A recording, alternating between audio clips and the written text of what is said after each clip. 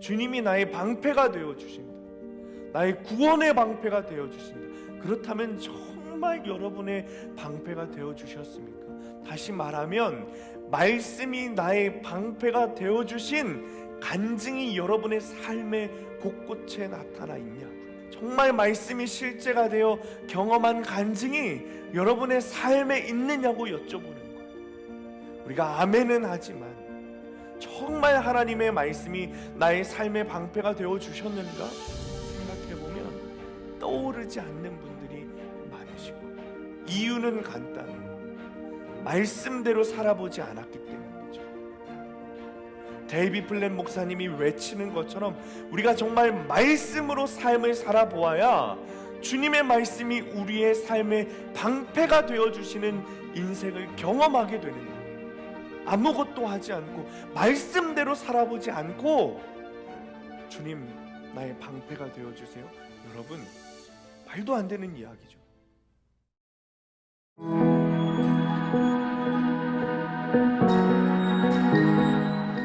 오늘 주신 하나님의 말씀은 시편 18편 30절에서 50절입니다.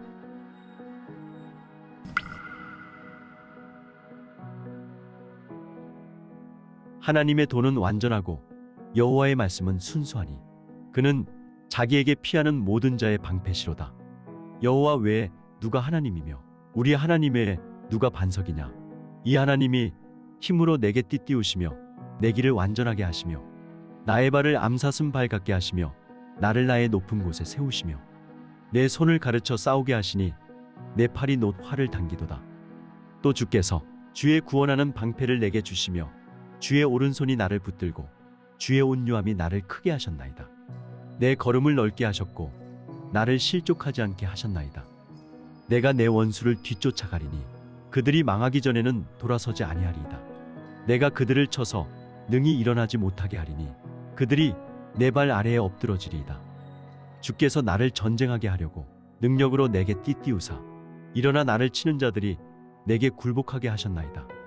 또 주께서 내 원수들에게 등을 내게로 향하게 하시고 나를 미워하는 자들을 내가 끊어버리게 하셨나이다. 그들이 부르짖으나 구원할 자가 없었고 여호와께 부르짖어도 그들에게 대답하지 아니하셨나이다. 내가 그들을 바람 앞에 티끌같이 부서뜨리고 거리에 진흙같이 쏟아버렸나이다. 주께서 나를 백성의 다툼에서 건지시고 여러 민족의 으뜸으로 삼으셨으니 내가 알지 못하는 백성이 나를 섬기리이다. 그들이 내 소문을 들은 즉시로 내게 청종하며 이방인들이 내게 복종하리로다. 이방 자손들이 쇠잔하여 그 견고한 곳에서 떨며 나오리로다. 여호와는 살아계시니 나의 반석을 찬송하며 내 구원의 하나님을 높일지로다. 이 하나님이 나를 위하여 보복해 주시고 민족들이 내게 복종하게 해주시도다. 주께서 나를 내 원수들에게서 구조하시니 주께서 나를 대적하는 자들의 위에 나를 높이 드시고 나를 포악한 자에게서 건지시나이다. 여호와여, 이러므로 내가 이방 나라들 중에서 주께 감사하며 주의 이름을 찬송하리이다. 여호와께서 그 왕에게 큰 구원을 주시며 기름 부음 받은 자에게 인자를 베푸시며 영원토록 다윗과 그 후손에게로다.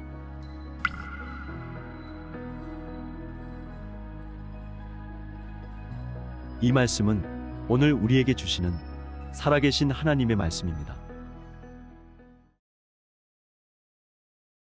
할렐루야. 인터넷에 글 순서의 중요성이라는 글이 있어서 가지고 와 봤습니다. 아마 PPT에 있을 거예요. 제가 읽어드리겠습니다. 자, 솔직히 말할게. 남자입니다. 솔직히 말할게. 정말 너무너무 좋아. 목 빠지게 기다리던 행복한 날이 내 인생에 찾아온 거야. 여자. 당신, 내가 당신을 떠난다면 어떻게 할 거야? 그런 거 꿈도 꾸지 마. 나 사랑해? 당연하지. 죽을 때까지. 당신 바람 필 거야? 뭐? 도대체 그걸 말이라고 해? 매일매일 청소해 줄 거야? 기회가 될 때마다. 당신 나 때릴 거야? 미쳤어? 사람 보는 눈이 그렇게 없어? 나 당신 믿어도 돼? 응. 여보, 뭐 이렇게 했겠죠? 여보, 뭐 이렇게 했을 거예요. 자, 제가 아래서부터 한번 다시 거꾸로 읽어볼게요. 여보, 응. 나 당신 믿어도 돼? 미쳤어? 사람 보는 눈이 그렇게 없어? 당신 나 때릴 거야? 기회가 될 때마다. 매일매일 청소해 줄 거야? 뭐 도대체 그걸 말이라고 해? 당신 바람 필 거야? 당연하지. 죽을 때까지. 나 사랑해? 그런 거 꿈도 꾸지 마. 내가 당신을 떠난다면 어떻게 할 거야? 솔직하게 말할게. 정말 너무너무 좋아. 목 빠지게 기다리던 행복한 날이 내 인생에 찾아온 거야. 위에서 아래로 읽은 것을 아래에서 위로 읽었을 뿐인데 이렇게 의미가 달라집니다. 이것만 그런 것은 아닙니다. 말씀을 읽을 때도 참 순서가 중요합니다. 말씀으로 삶을 해석하는가 아니면 삶으로 말씀을 해석하는가, 굉장히 큰 차이가 있습니다. 본문에는 원수들의 손에서 건져주신 주님을 찬양하는 다윗의 시가 있습니다. 18편 1절부터 보면 다윗은 참 담대했던 것 같습니다. 시의 주제처럼 원수들의 수많은 공격 가운데서도 늘 주님을 찬양하고 늘 주님을 의지합니다. 18편 6절 말씀을 보면 이렇게 기록합니다. 내가 환난 중에서 여호와께 아뢰며 나의 하나님께 부르짖었더니 그가 그의 성전에서 내 소리를 들으시며 그의 앞에서 나의 부르짖음이 그의 귀에 들렸도다. 다윗은 환난 중에도 오직 주님께 아뢰고 주님께 부르짖었습니다. 그리고 주님께서 나의 그 소리, 기도 소리를 들으셨다고 고백합니다. 주님께서 다윗에게 내가 너의 기도를 들었다, 이렇게 말씀하셨기 때문에 이럴 수 있었을까요? 아닐 겁니다. 다윗에게 주님을 향한 믿음과 담대함과 주님을 향한 신뢰가 있었기 때문입니다. 그렇다면 어떻게 다윗에게 이런 믿음, 담대함, 신뢰함이 있었을까요? 그것은 다윗에게 주님의 말씀이 있었기 때문입니다. 하나님의 말씀이 다윗에게 주님을 향한 증거가 되었기 때문입니다. 우리 30절 말씀 함께 읽습니다. 30절 시작. 하나님의 도는 완전하고 여호와의 말씀은 순수하니 그는 자기에게 피하는 모든 자의 방패시로다. 아멘. 자, 이것은 다윗의 하나님을 향한 신뢰이고 하나님의 말씀을 향한 신뢰였습니다. 하나님의 도는 완전하고 여호와의 말씀은 순수하다라고 기록하죠. 여기서 하나님의 도와 여호와의 말씀은 동의어라고 보면 됩니다. 하나의 뜻이라고 보면 돼요. 즉 하나님의 도, 하나님의 말씀은 완전하고 순수하다는 것이죠. 주님의 말씀은 완전합니다. 주님의 말씀은 순수합니다. 순수하다라는 말의 히브리어는 차라프라는 단어인데 이것은 순수하다, 재련하다, 정미하다라는 뜻을 가지고 있어요. 다시 말하면 그냥 순수한 것이 아니라 재련했기 때문에, 정미했기 때문에 순수하다는 거예요. 정미하다, 재련하다라는 것은 용광로에서 금과 은이 연단되어서 불순물이 다 태워져 없어져 버린 상태를 의미하는 것이죠. 불순물이 전혀 섞이지 않은 상태를 의미하는 거예요. 이것은 두 가지를 의미합니다. 하나는 주님의 말씀은 완전 무결하고 순결하다는 거예요. 그렇기 때문에 우리가 믿을 수 있다는 것입니다. 그래서 다윗이 평생을 주님의 말씀을 신실하게 신뢰하며 살 수 있었던 것이죠. 두 번째는 우리의 삶을 주님의 말씀으로 재련하고 정리해야 된다는 것입니다. 설교의 황제라고 불리는 스펄전 목사님에게 성경의 진리를 변증해 달라는 강의 요청이 왔어요. 한 10회에 걸쳐서 성경이란 무엇인가, 성경이 어떤 책인가, 성경이 정말 하나님의 말씀인가를 변증해 달라는 강의 요청이 왔다고 해요. 그런데 스펄전 목사님이 그 요청을 거절하셨다는 거예요. 그리고 이렇게 말씀하셨대요. 강연을 사양합니다. 성경은 변증이 필요 없는 책이기 때문입니다. 그저 성경을 풀어놓으십시오. 그러면 성경이 마치 사자처럼 뛰어다니며 여러분을 변증할 것입니다. 자, 이렇게 말하면서 강연을 거절했다는 거예요. 우리는 성경을 해석하기를 원합니다. 변증하기 원해요. 물론 성경을 잘 해석하는 것은 너무나도 중요한 일이죠. 그런데 해석하는 이유가 무엇인지 분명해야 돼요. 우리가 성경을 해석하는 이유는 성경을 가지고 우리 입맛에 사용하려고 해석하는 것이 아닙니다. 성경이 우리의 삶을 해석하도록 해야 되는 거죠. 우리가 참 간사한 것이 성경을 내 입맛대로 짜집게 하는 것을 잘한다는 거예요. 우리가 살면서 무언가 선택해야 할 것이 있을 때 이미 내 생각대로 내 이익대로 맞추어서 다 생각하고 다 선택해놓고 그 다음에 성경을 핍니다. 그리고 내 입맛에 맞는 성경 구절을 찾는 거예요. 그리고는 주님의 뜻입니다 라고 말하죠. 정말 그것이 주님의 뜻입니까? 아니라는 거죠. 그것은 내 생각으로 내 욕심으로 말씀을 해석하고 짜집게 한 것뿐이에요. 우리가 정말 그렇게 해서는 안 돼요. 우리는 반대로 말씀으로 내 삶을 재련해야 돼요. 정비해야 돼요.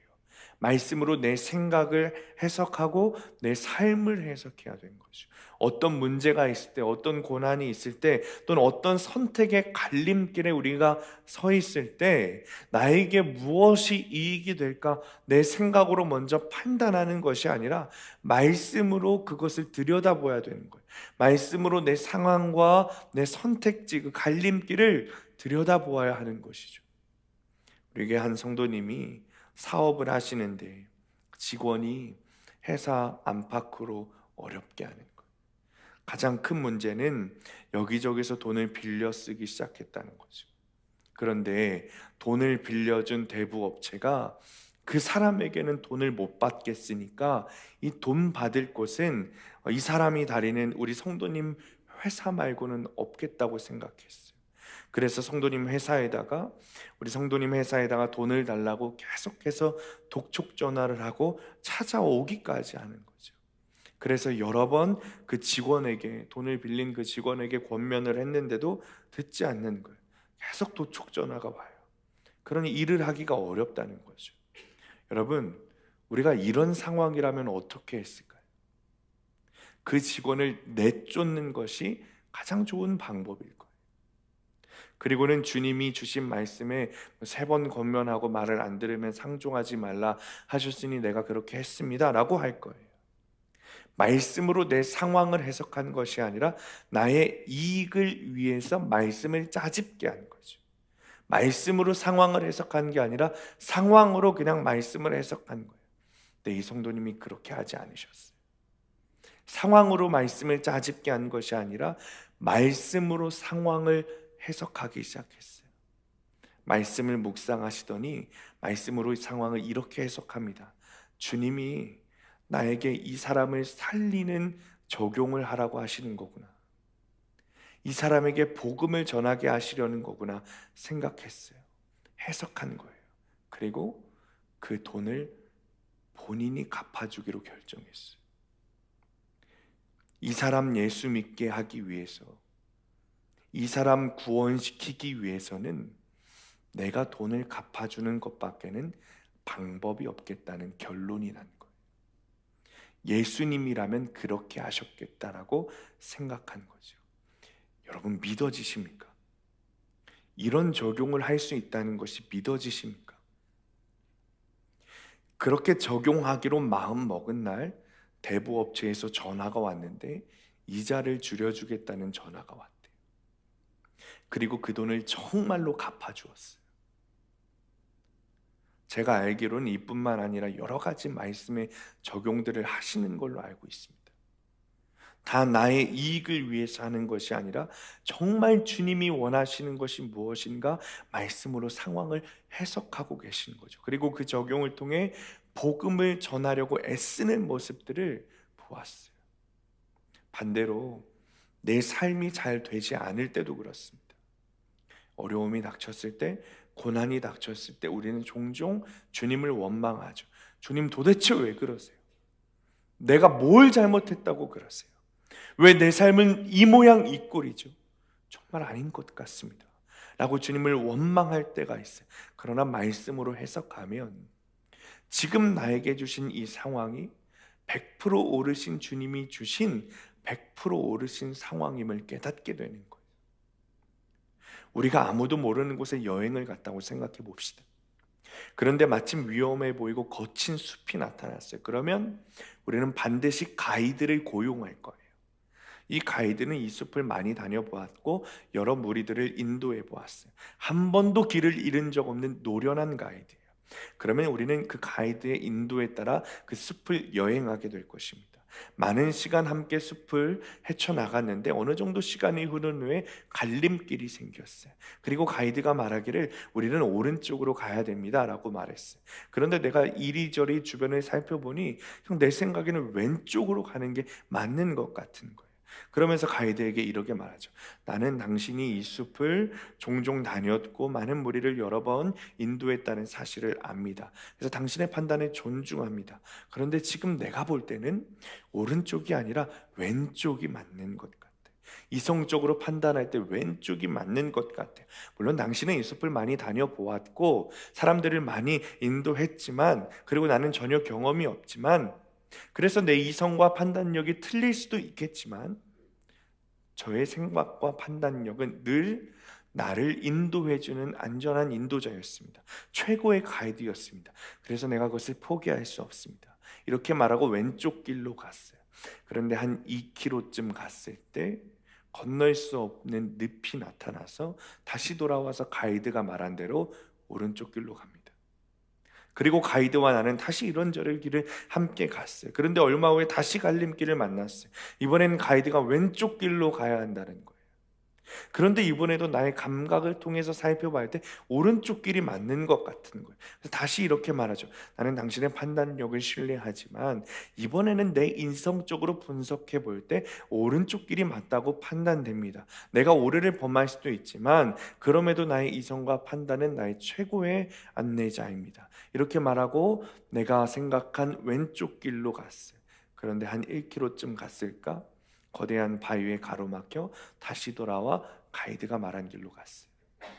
만약 이런 일이 한 100번 정도 되풀이 되었을 때 한 번도 예외 없이 가이드의 말이 맞았다면, 그리고 나의 분석이 틀렸다면, 여러분 이 정도 되면 101번째는 항상 실수만 하는 나의 판단력을 그냥 날려버리고 가이드의 판단을 따르는 것이 지극히 합리적이고 상식적입니다.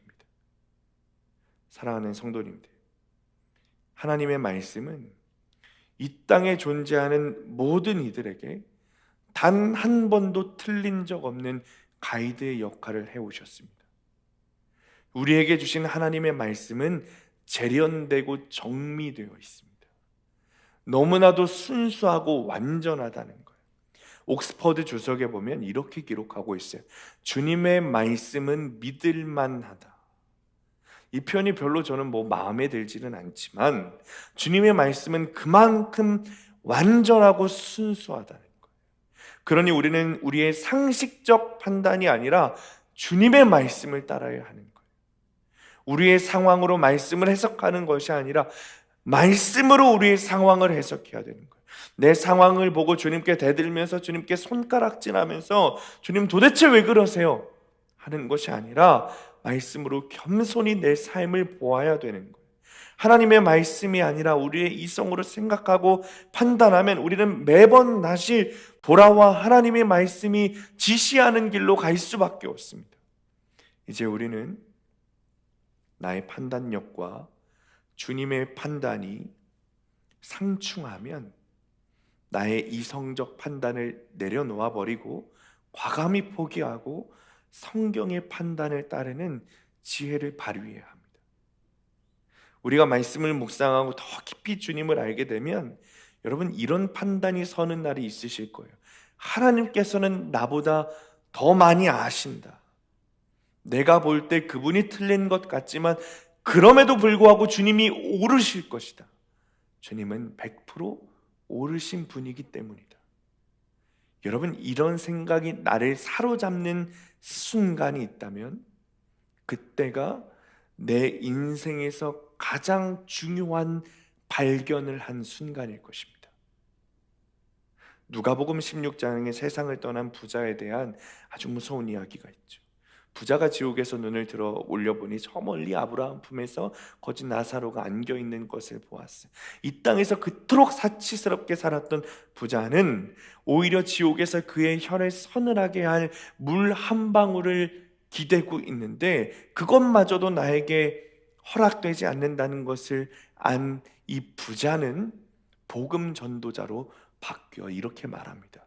아브라함이여, 저에게 저를 도와줄 수 없다면 저의 5 형제라도 좀 도와주십시오.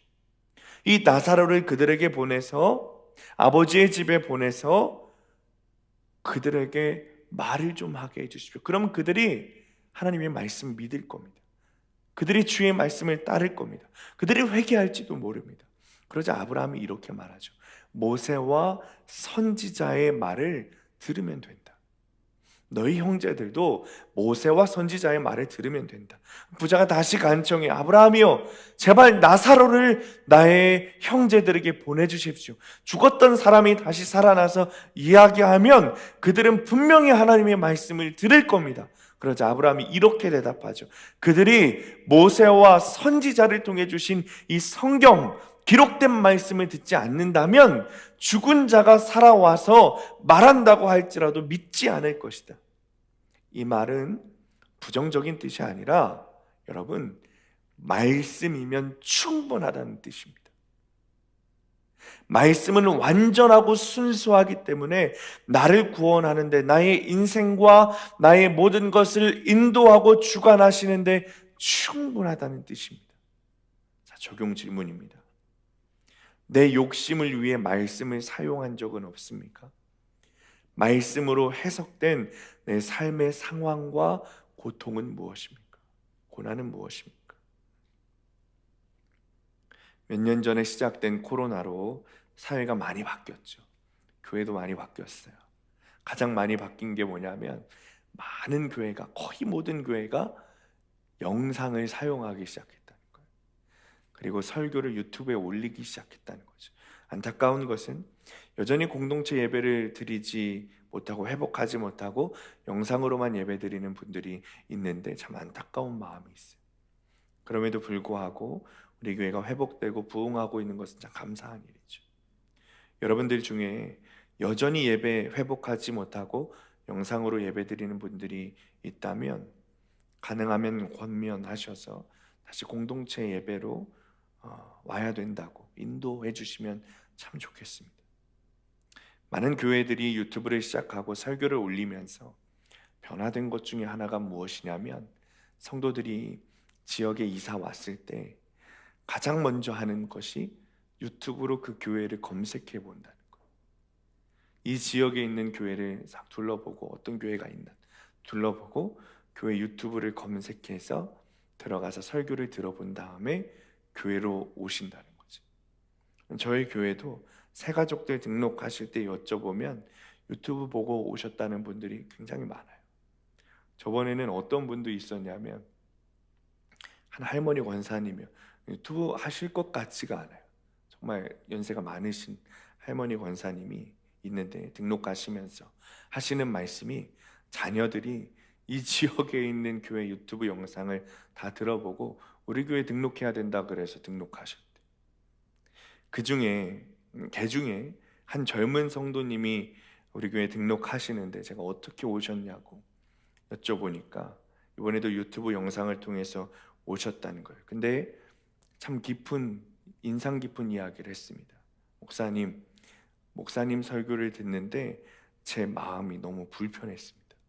그런 거예요. 그러면서 하는 말이, 제가 이사를 오면서 교회를 찾는데 제 마음을 불편하게 하는 말씀이 있는 교회로 오겠다라는 마음을 먹었대요. 근데 유튜브로 우리 교회 설교를 듣는 내내 내 마음이 불편했고 그래서 수암교회 가야겠다라고 생각했다는 거예요. 그래서 좀 자세히 물었어요.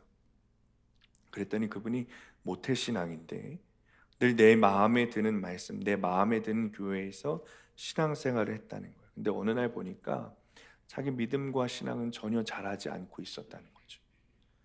그리스도인이라고 말은 하는데 전혀 변하지 않았다는 거예요. 그러면서 깨닫게 되는 것이, 내가 말씀 듣고 은혜 받는다는 것은 내 마음에 드는 말씀 때문이 아니라 내 마음을 불편하게 하는 말씀, 내 마음을 아프게 하는 말씀 때문에 은혜 받고 변화 받을 수 있는 거구나 라고 생각하셨대요. 사랑하는 성도님들, 말씀은 내가 보고 싶은 대로, 내가 좋은 대로, 내 입맛에 맞는 말씀만 들어서는 안 됩니다. 몸에 단 것은 우리 몸에 해롭다 그랬어요. 반대로 몸에 쓴 약이 우리 몸에 유익하다 그랬어요. 주님의 말씀으로 내 삶을 해석하는 것은 우리에게 불편할 수 있어요. 말씀을 적용하는 삶은 우리의 삶을 어렵게 할 수 있어요. 피곤하게 만들고 힘들게 만들 수 있어요. 그러나 결국은 우리에게 유익합니다. 30절 후반부에 보면 시편의 저자가 이렇게 말하죠. 그는 자기에게 피하는 모든 자의 방패시로다. 여러분, 그 당시 방패가 어떻게 생겼는지 아세요? 머리부터 발끝까지 덮는 아주 큰 방패였어요. 여러분, 얼마나 무거웠을까요? 굉장히 무거웠을 거예요. 얼마나 불편했을까요? 그러나 그 방패를 들어야 내 몸을 보호할 수 있는 겁니다. 주님의 말씀을 해석하는 것은 무겁고 불편하고 힘들지만 결국은 주님의 말씀이 우리에게 방패가 되어 우리를 보호하신다는 겁니다. 여러분, 정말 주님의 말씀이 여러분에게 방패가 되고 계십니까? 데이비 플랫 목사님이 쓰신 레디컬이라는 책을 보면 성공을 축복이라고 포장해 온 현대 교회를 향해서 강력하게 돌이켜라 이렇게 말합니다. 데이비 플랫 목사님이 어느 날 중국 비밀 지하교회를 방문하고 강한 도전과 충격을 받으셨대요. 지하교회 성도들은 먼 길을 걸어서 또는 자전거를 타고 생명의 위협을 무릅쓰고 모였고, 음향 시스템도 없고 푹신한 의자도 없고 화려한 찬양팀도 없고 냉난방 잔치도 없이 오직 하나님의 말씀만으로 깊은 만족을 얻고 있었다는 거예요.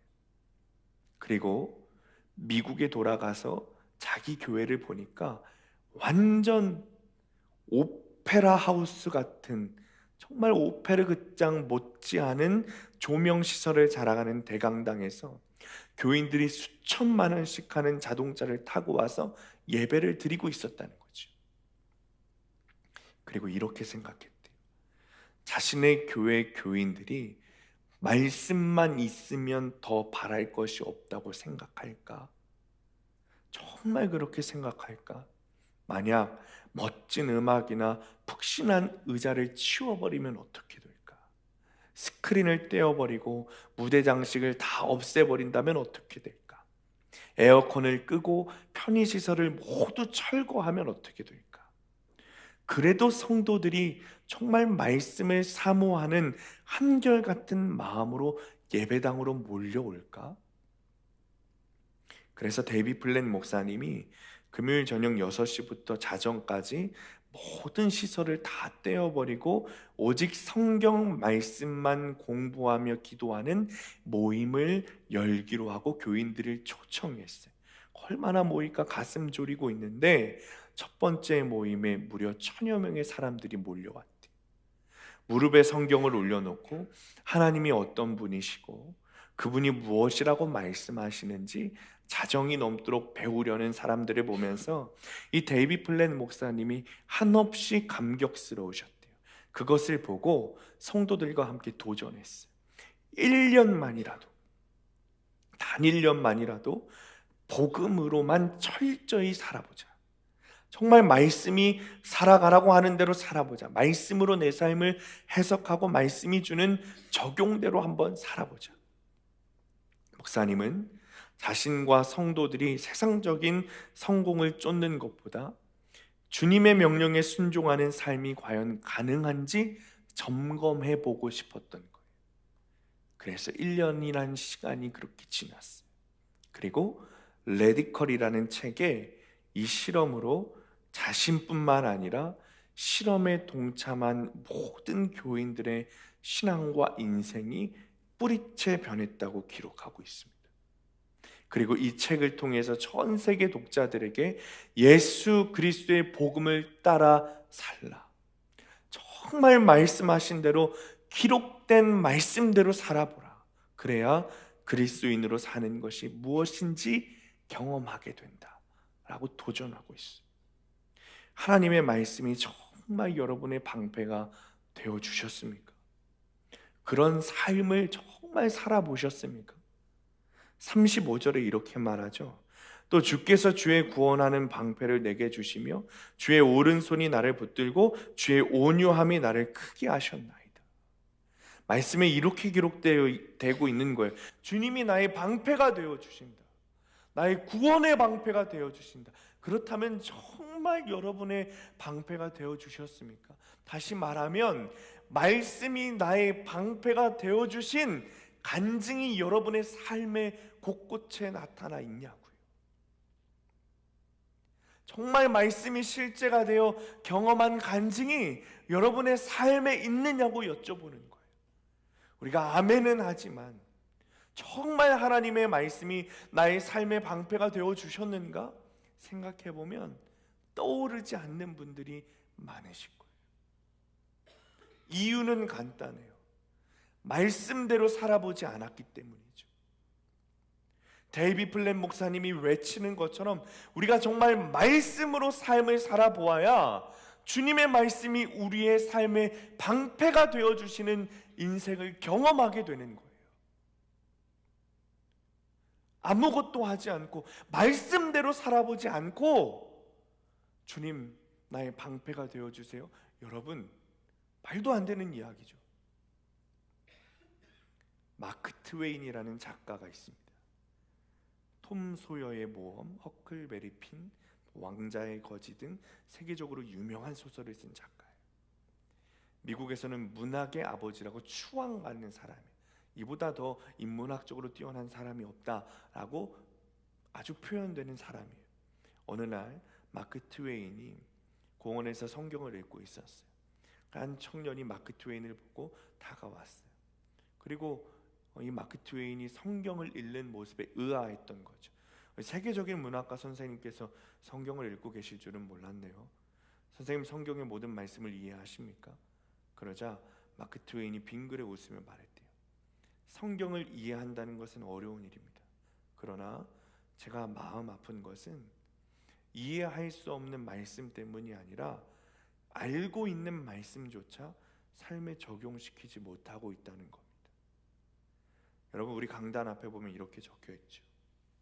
로마서 10장 17절에 그러므로 믿음은 들음에서 나며 들음은 그리스도의 말씀으로 말미암았느니라. 우리가 이제는 귀에 박히도록 들은 말씀이에요. 믿음은 들음에서 나고 들음은 그리스도의 말씀으로 말미암았다.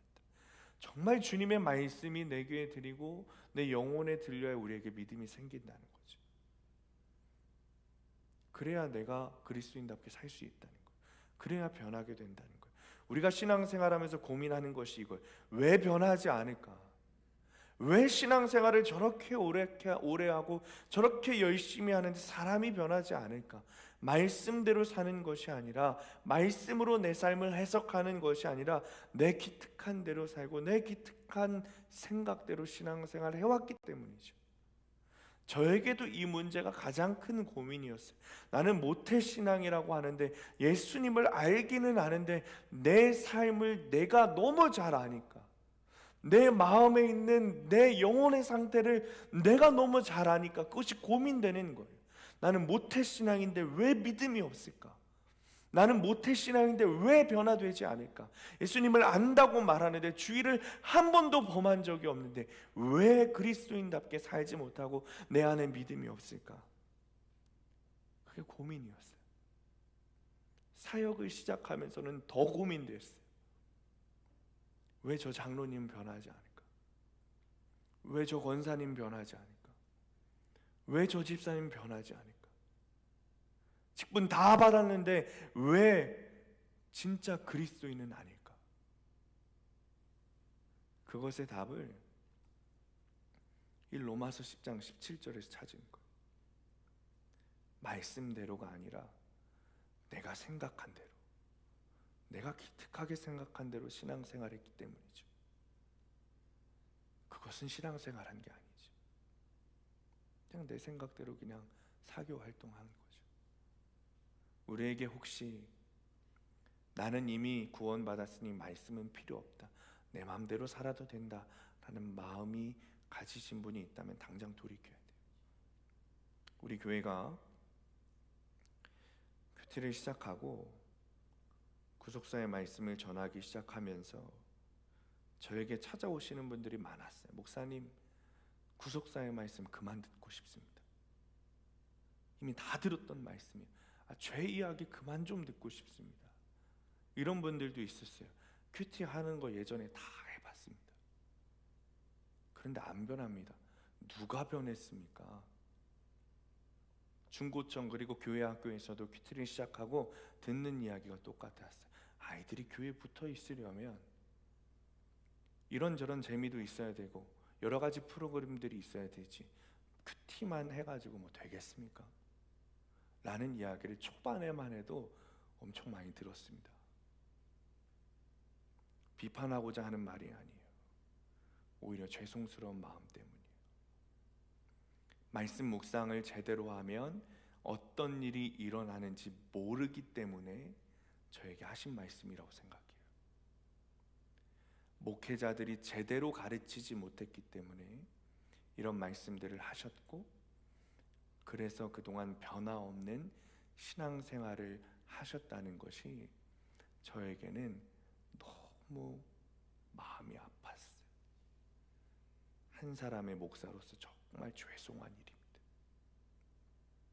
그런데 여러분, 제가 이번에 큐티인에서 인터뷰하면서 이런 이야기했어요. 큐티하면서 가장 좋은 점이 뭐냐면 설교하면서 우리 교회 성도님들의 변화된 이야기를 할 수 있다는 겁니다 라고 이야기했어요. 그리고 이렇게 이야기했어요. 말씀이 우리 교회를 살렸습니다. 사랑하는 성도님들, 여러분 옆에 앉아있는 성도가 변한 모습이 놀랍지 않습니까? 정말 우리 아이들이 변하는 모습이 놀랍지 않습니까? 하나님의 말씀이 한 거예요. 하신 거예요. 제가 말씀을 전하면서 예시로 드는 성도님들의 이야기는 우리 교회에 변화된 많은 성도님들의 이야기 중에 하나일 뿐입니다. 제가 이야기를 못했을 뿐이지 더 많아요. 더 많은 적용들을 하고 계세요. 그분들이 다 이렇게 고백하죠. 큐티 때문에 변했습니다. 제대로 큐티 속해 하시는 분들 보면 서로의 변화들을 놀라워하시더라고요. 제가 소개하지 못했을 뿐이지 정말 많은 분들이 말씀 묵상을 통해 변화하고 있습니다.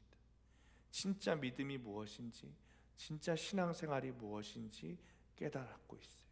말씀이 우리 교회를 살렸습니다라는 고백은 저의 고백이기도 하지만 우리 성도님들이 저를 찾아와서 공통적으로 하시는 이야기. 큐티는 프로그램이 아닙니다. 요한복음 1장 1절에 이렇게 기록하잖아요. 태초에 말씀이 계시니라, 이 말씀이 하나님과 함께 계셨으니 이 말씀은 곧 하나님이시라.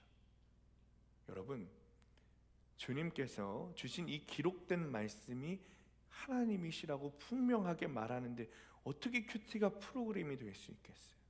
말씀 묵상은 프로그램이 아니라 기독교의 본질이고 우리 신앙의 본질입니다. 그동안 우리가 큐티를 프로그램이라고 부르면서 소홀히 했기 때문에 변하지 않은 거예요. 그리고 이제는 우리가 신앙의 본질인 말씀을 붙들고 사니 이제 우리가 변하기 시작하는 거예요. 정말 그리스도인의 삶을 살게 되는 거죠. 그러니 우리는 말씀을 더 붙들어야죠. 여전히 큐티하지 않는 분들이 있는 걸 알고 있어요. 사랑하는 성도님들, 오늘 시편의 저자가 하나님의 말씀이 우리의 삶의 방패가 되어주신다 라고 하신 사실을 삶으로 경험하고 싶으십니까? 정말 그것이 여러분의 삶에서 드러나고 경험하고 싶으십니까? 완전하고 순수한 주님의 말씀을 묵상하면 됩니다. 자꾸 내 삶의 이익을 위해서 말씀을 짜집게 하는 신앙생활을 이제는 버리고, 이제는 말씀을 사용하는 것이 아니라 말씀으로 내 삶을 해석해야 돼요. 내 삶에서 왜 이런 상황을 맞이했는지, 오늘 하루 가운데 어떻게 살아가기를 주님께서 원하시는지, 내가 오늘 주님의 사람으로 그리스도인으로 살아가기 위해 어떤 적용을 해야 하는지 말씀을 묵상하고 그렇게 살아가는 겁니다. 그것이 정말 주님의 인도하심으로 살아가는 거죠. 제가 계속해서 여러분들에게 여러분 말씀이 들려야 합니다. 말씀이 들려야 합니다. 큐티해야 삽니다. 말씀 묵상해야 삽니다. 라고 외치는 이유가 여기에 있습니다. 교회 다닌다고 다 그리스도인 아닙니다. 교회 다닌다고 다 성도 아닙니다. 주님의 인도하심을 받는 사람이 성도입니다. 주님의 말씀을 따라 사는 사람이 성도입니다. 평생을 교회 열심히 다니다가 지옥 가면 여러분 얼마나 억울하겠어요. 정말 주님의 말씀을 붙들고 주님의 인도하심을 따라 살아가야죠. 정말 안타까운 것은 여전히 말씀이 들리지 않아서 우리 애들은 어릴 때 교회 다녀서 믿음이 있을 거예요, 때 되면 나오겠죠 하는 분들이 아직도 있다는 거예요. 여러분의 자녀들이 교회에 나오지 않은 것을 정죄하는 것이 아니라, 말씀을 듣고 있는 여러분들은 이제 여러분들은 구원이 가장 중요하다는 것을 깨달았으니 이제는 복음을 전해야 된다는 거예요. 다 큰 자녀들이 말 안 듣는 거 저도 다 알고 있어요. 제가 그렇거든요. 그렇다고 그냥 뒷짐지고 있으면 안 되죠. 당장 복음을 전해야 돼요.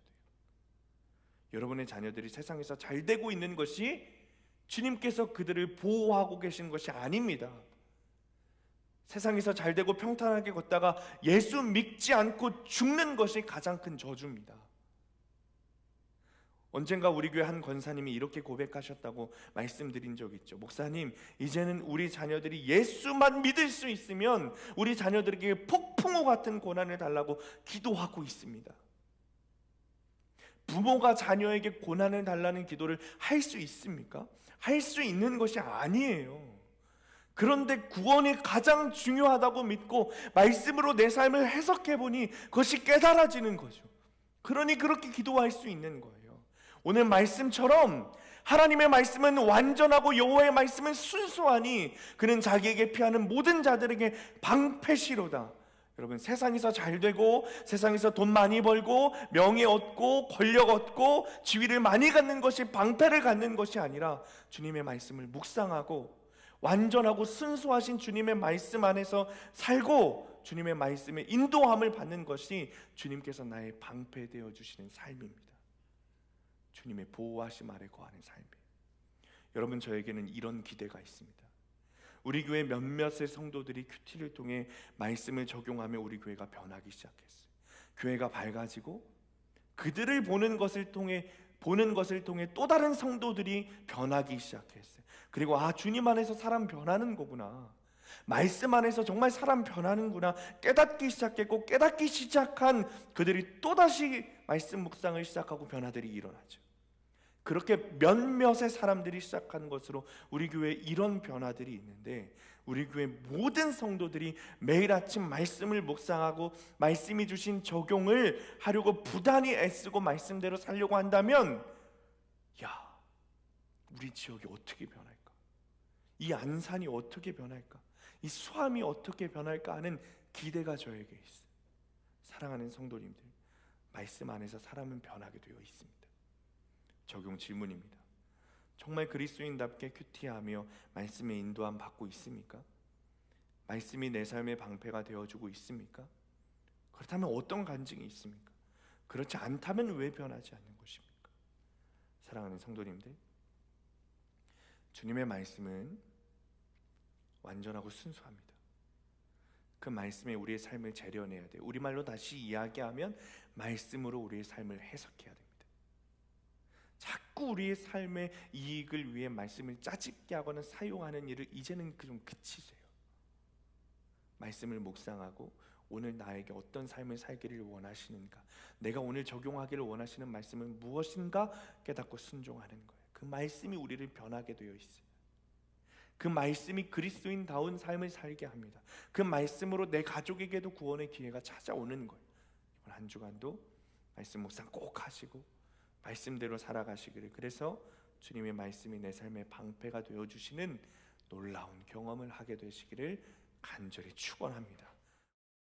그동안 말씀대로 살지 않았던 우리의 신앙을 회개합니다. 그저 잘 되는 것이 축복인 줄 알았던 우리의 신앙이 이제는 바뀌어 주님을 아는 것이, 주님의 말씀 안에서 사는 것이 축복임을 깨닫게 하여 주옵소서. 아멘. 주님의 말씀 앞에서 나의 삶이 정죄되고 내 삶이 해석되게 하여 주옵소서. 아멘. 그래서 이제는 주님의 말씀이 나의 방패가 되시는 간증이 넘쳐나게 하시고, 아멘. 주님의 말씀으로 내가 변하고 주님의 말씀으로 사람을 살리는 삶이 되게 하여 주옵소서. 아멘. 이제 주님 이름 한번 부르시고 함께 기도하겠습니다. 주여, 아버지 하나님, 하나님 아버지 말씀대로 살기를 원합니다. 하나님 말씀에 순종하며 따라가기 원합니다. 하나님 말씀에 생명을 걸기를 원합니다. 아버지 이제는 주님의 말씀이 내 삶에 정제되어 내 삶을 해석하여 아버지 내 삶에 주님의 말씀이 방패가 되는 간증이 넘쳐나게 하시고, 주님의 말씀으로 내가 변하고 주님의 말씀으로 사람을 살리는 삶이 되게 하여 주옵소서. 주님의 말씀이 나의 방패가 되심을 믿습니다. 주님의 말씀이 나의 방패가 되심을 믿습니다. 주님의 말씀이 나의 방패가 되심을 믿습니다. 아버지 하나님 이제는 그 말씀대로 살기 원합니다. 아버지 방패가 되는 간증이 나의 삶에 넘쳐나게 되기를 원합니다. 주님의 말씀으로 내가 변하고 주님의 말씀으로 사람을 살리는 삶이 될 수 있도록 하나님 축복하여 주옵소서. 완전하고 순수한 그 말씀을 하나님 주님 안에서 살아갈 수 있도록 하나님 그 방패 가운데 하나님 있게 하여 주옵소서. 주님 감사합니다. 주님 말씀 안에서 사람은 변합니다. 주 안에서 사람은 변합니다. 이 믿음이 우리 안에 확인되기 원합니다. 주님의 말씀은 순수하고 완전합니다. 그 말씀이 우리의 삶에서 해석되기 원합니다. 이제는 말씀을 이용하는 것이 아니라 말씀 안에서 살아가며 말씀에 인도함 받는 삶을 살기를 원합니다. 주여 그것을 통해 구원이 가장 중요하다는 것을 깨닫게 하시고, 내가 말씀을 적용하는 것을 통해 가족들에게도 구원의 기회가 열리게 하여 주옵소서. 이제는 생명과 부활의 주 예수 그리스도의 은혜와 하나님의 깊으신 사랑하심과 성령님의 역사하심과 내주교통하심이 사람이 떡으로만 사는 건 아니라 완전하고 순수하신 하나님의 말씀으로, 그 말씀으로 내 삶이 해석하는 것이 그리스도인임을 깨닫고 주님의 말씀에 인도함으로 따라 살기로 결단하고 세상을 향해 나아가는 모든 성도들 머리 위에, 이들의 가정과 일터와 학업 위에, 그리고 사랑하는 수함교회 위에 영원토록 함께 하시기를 간절히 축원하옵나이다. 아멘.